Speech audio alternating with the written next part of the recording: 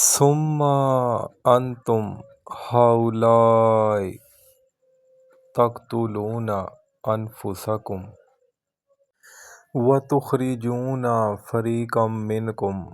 من دیارہم تظاہرون علیہم بالإثم والعدوان وأن یأتوکم أساریٰ تفادوہم وہو محرم علیکم اخراجہم افتؤمنون ببعض الکتاب وتکفرون ببعض فما جزاء من یفعل ذلک منکم الا خزی فی الحیاۃ الدنیا ویوم القیامۃ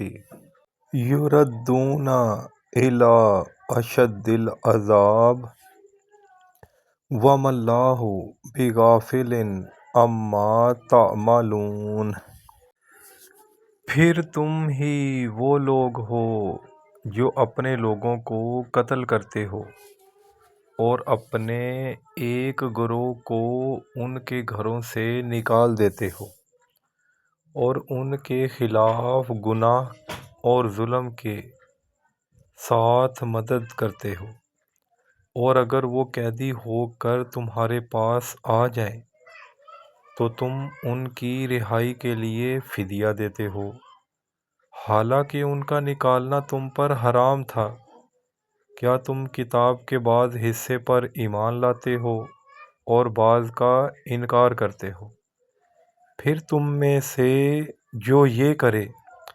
اس کی سزا دنیا کی زندگی میں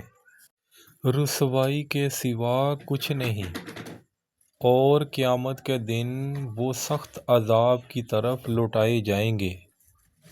اور اللہ تمہارے اعمال سے